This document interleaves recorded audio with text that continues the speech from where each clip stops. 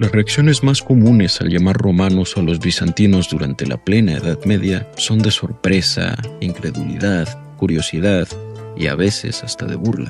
Y es que la cultura popular del mundo occidental en el que vivimos se ha encargado de fabricar contenido audiovisual que representa únicamente la parte occidental de esta civilización en un periodo muy específico de la historia. Cuando pensamos en un soldado romano, muy probablemente imaginamos la lorica segmentata, una armadura que se utilizó apenas un siglo, un periodo muy corto si consideramos que esta civilización existió por casi 2000 años. Cuando pensamos en emperadores, probablemente nos vengan a la mente Calígula, Nerón o Cómodo, como arquetipos de la locura y decadencia que dominaban la oficina imperial, sin tomar en cuenta que este tipo de emperadores fueron excepciones y que la República Romana tenía mecanismos fácticos para deshacerse de ellos, en lugar de tolerarlos como a los reyes del medievo.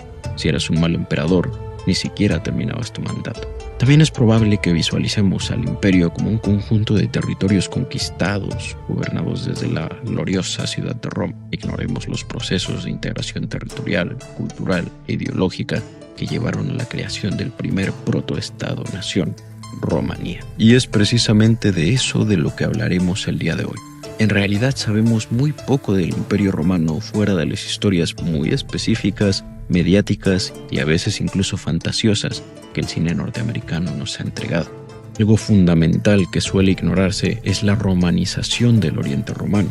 Cuando hablamos de romanización solemos pensar en el proceso mediante el cual Roma transformó cultural y lingüísticamente provincias occidentales como Galia, Hispania y Britania. Resalto lingüísticamente porque se suele asumir que las provincias más romanizadas fueron aquellas que terminaron hablando alguna lengua romance, por lo que se omite completamente este proceso en Oriente, al suponer que no existió, al no haber surgido allí lenguas romances. Si viste mi video anterior sobre Heraclio, sabrás que en Oriente ya existía una civilización más antigua y dominante que la romana, la griega, producto de las conquistas de Alejandro Magno, quien tras su muerte inauguró una época conocida como la de los reinos helenísticos, herederos de su imperio. Por lo tanto, regiones tan diferentes entre sí como Egipto, Siria y Anatolia terminaron unificadas por un legado cultural común, encarnado en la lengua griega. Así, cuando los romanos conquistaron el Oriente, no se encontraron con nada extraño, desconocido o bárbaro para sus estándares. Los romanos llevaban siglos conviviendo con los griegos del sur de Italia desde que apenas eran una pequeña ciudad-estado, empapándose de su arte, tradiciones y creencias. Y a medida que se expandían, muchos romanos soñaban con replicar las hazañas de Alejandro Magno, expandiendo la civilización helénica a los confines de la tierra. Es por eso que el latín no fue impuesto en Oriente. Los prefectos y gobernadores enviados desde la República estaban versados en griego, y muchos de los funcionarios eran reclutados de entre los propios griegos de las provincias orientales. Como vemos, la afinidad cultural grecorromana creció hasta que ambas civilizaciones convergieron bajo un mismo estado. Pero, ¿solo eso hace a los griegos romanos? No solo los siglos de convivencia e intercambio cultural entre latinos y helenos hacen que ambos compartan este legado único, sino también la ciudadanía. Ya desde la República, la ciudadanía era un privilegio que comenzó a conferirse gradualmente a particulares fuera de la ciudad de Roma. Al principio, los únicos ciudadanos romanos vivían en la misma Roma, pero conforme la ciudad comenzó a expandirse hacia sus alrededores, en un proceso que tomó siglos, este fue otorgada a sus aliados de la península itálica y a personalidades y familias distinguidas en todo el imperio que hubieran prestado servicios a Roma, aún sin haber nacido allí ni ser itálico. Por ejemplo, una figura histórica relevante del siglo I, Pablo de Tarso, central en la expansión del cristianismo primitivo, era un ciudadano romano nacido en Cilicia, el sur de la actual Turquía. Pablo era greco-judío y esto no le impedía ser un ciudadano romano de pleno derecho, pero fue en el año 212 cuando ocurrió un fenómeno sin precedentes. El emperador Caracalla, sí, el mismo que aparece en Gladiador II, probablemente una de las peores adaptaciones de un emperador romano, retratado como un Calígula más, confirió la ciudadanía romana a todos los habitantes libres del imperio, con todos los derechos y obligaciones que esto conlleva. El derecho a acceder a la justicia romana, presentar peticiones a las autoridades y, por supuesto, las obligaciones, como el pago de impuestos y sacrificios a los dioses. Las razones por las que Caracalla dio este paso mediante su decreto no están del todo claras. Algunos dicen que fue simplemente para recaudar más impuestos, al aumentar el número de ciudadanos. Otros, que por su personalidad paranoica y megalómana, deseaba que los dioses de Roma recibieran oraciones en su nombre de la mayor cantidad de personas posible. Sin embargo, la realidad es que este proceso llevaba ya años en marcha, y Caracalla solo vino a oficializar una transición que se venía fraguando desde sus predecesores. Roma se había transformado de una urbs, ciudad, a un orbis, mundo, y todas las personas de ese mundo, excepto los esclavos y algunos bárbaros recién llegados, eran ciudadanos romanos, un principio consagrado en la ley tanto en latín como en griego. Esto significaba, como expresó un jurista griego, que Roma es nuestra patria común. Y reitero, este proceso no comenzó con Caracalla. Hay ejemplos anteriores. El emperador Claudio dio un célebre discurso antisenofóbico ante el Senado, cuyos miembros más conservadores se negaban a aceptar integrantes provenientes de las provincias. En su discurso, Claudio resaltó que él mismo había nacido en una provincia y que Roma, a lo largo de su historia, no había cesado de incorporar a los más ilustres de sus aliados y vecinos. El emperador Vespasiano puso fin al sistema de reinos clientes dentro del imperio, como los de Judea, Siria y Anatolia, colocando a aquellas provincias bajo pleno control romano. Para las épocas de Traiano y Adriano, ambos provinciales de Hispania, ya había cónsules y senadores orientales de ciudades como Éfeso, Pérgamo y Antioquía. Los mismos emperadores de la dinastía severina, a la que perteneció Caracalla, eran de origen sirio-africano e incluso hablaban arameo, además de latín y griego.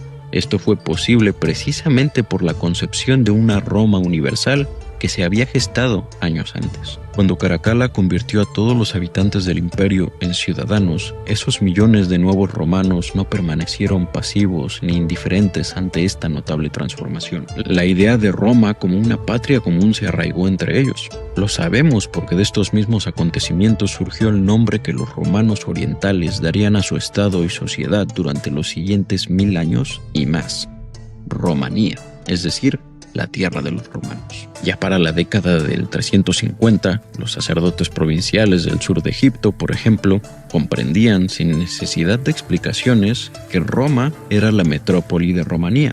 Todo el mundo romano se imaginaba como una vasta ciudad-estado, un foco principal de lealtad e identidad. Por eso, cuando Constantino fundó la nueva Roma en la antigua ciudad griega de Bizancio, no fue un acto radical que sacudiera al imperio, sino el resultado de cientos de años de una continua romanización del oriente helénico. Los ciudadanos de esta nueva Roma se identificaban como romanos, tal como lo habían hecho sus padres y abuelos antes que ellos. Era la única identidad que generaciones enteras de romanos de habla griega compartían y conocían, y no la abandonaron, ni siquiera después de la caída del occidente latino. De hecho, los griegos, a lo largo de su historia, se identificaron por más tiempo como romanos que como cualquier otra cosa. Antes de Roma, el oriente helénico estaba fragmentado en diversas ciudades-estado, y los griegos anteponían su identidad local a cualquier otra. Incluso cada uno llamaba su lengua como llamaba su ciudad. La identidad romana fue la primera que verdaderamente unificó a los griegos, que nunca antes habían compartido un estado propio, y esta sobrevivió por más de 1000 años. Incluso tras la caída de ese mal llamado Imperio Bizantino. En este punto conviene recordar una anécdota de la Primera Guerra de los Balcanes, en 1912. Los griegos estaban en guerra contra los otomanos para liberar varias islas de habla griega en el mar Egeo. Tras la victoria griega, las islas fueron liberadas y ocupadas por el ejército. Muchos habitantes locales, especialmente los niños, corrieron a ver a los soldados que tomaban posesión de sus islas. En la isla de Lemnos, un niño se acercó con curiosidad a un soldado, quien le preguntó: ¿Qué miras, niño? A lo que el pequeño replicó: «Vine a ver cómo es un griego». El soldado, confundido, contestó: «¿Acaso no eres griego tú también?». Y el niño respondió: «No, yo soy romano. Oki, ime Romios». La identidad griega moderna nace de su independencia del Imperio Otomano. Sus padres fundadores, quienes lograron la independencia, se vieron fuertemente influenciados por sus patrocinadores occidentales, ilustrados y modernistas, sobre todo británicos, que, en primer lugar, mantenían el discurso medieval de ser los únicos herederos de Roma. En segundo, admiraban e idealizaban el pasado de la Grecia clásica prerromana. Y en tercero, malinterpretaron el Imperio Bizantino como una autocracia religiosa incompatible con la modernidad de la nueva Europa que estaban construyendo. En consecuencia, los griegos adoptaron nuevamente la identidad helénica, resaltando sus raíces prerromanas bajo esta idea idealizada de Grecia como la cuna de la civilización occidental. Sin embargo, hasta el día de hoy, aún existen griegos que mantienen este antiquísimo legado identitario, los Rum, romanos en turco. cristianos ortodoxos de habla griega que habitan en Turquía. Ellos se negaron a llamarse helenos, llaman a lo que conocemos como griego lengua romana, y consideran Anatolia, no Grecia, como la tierra de sus ancestros. Coup de Rome retraité, Nico aurait pu se contenter de sa petite pension et partir en Grèce. 6 kuşaktır benim sülalem. Bizans İmparatorluğu. Yunanistan olay olduğu için sen buradaki Türkiye Cumhuriyeti vatandaşlara hücum ediyorsun. Bu adalet mi? Bu doğru bir şey mi? Bana para verseler, deseler ki bugün sen dünyanın en zengin insanı olacaksın. Kalk git başka ülkeye gidersem labert. Burada öleceğim. Annem babam neredeyse gömülü, ben de orada gömüleceğim.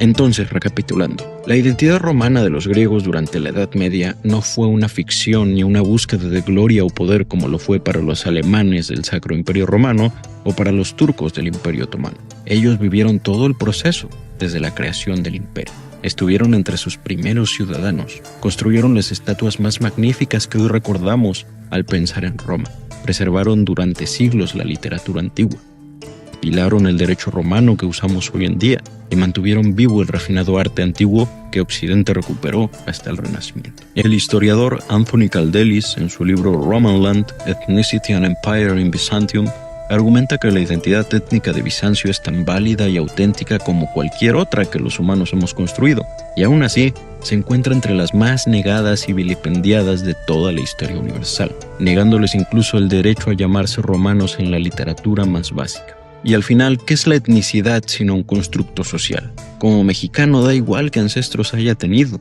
si fueron nativos, hispanos, franceses o chinos. Al final mi presente y mi realidad son México. Hablo español y comparto tradiciones con la gran mayoría de sus habitantes. Lo mismo era verdad para los romanos del medievo. Eran romaí, de Romanía y hablaban romaiqué, como sus padres y abuelos antes de ellos. No es justo que redefinamos su identidad pasada con nuestra percepción actual del mundo. En próximos videos exploraremos a profundidad la vida cotidiana de los romanos en Bizancio y descubriremos que, siglos después de la supuesta caída del Imperio Romano, estos seguían vistiéndose, comiendo, construyendo, divirtiéndose, peleando y gobernando como los últimos romanos de Occidente. Bizancio no fue solo una continuidad política de la antigua Roma, sino también una continuidad cultural que la preservó mucho antes de devolvérsela a Occidente. Así que si te gustó el video y te interesa saber más sobre estos temas poco conocidos de historia antigua y medieval, suscríbete y comparte para apoyarme a seguir creciendo aquí en Cronópolis.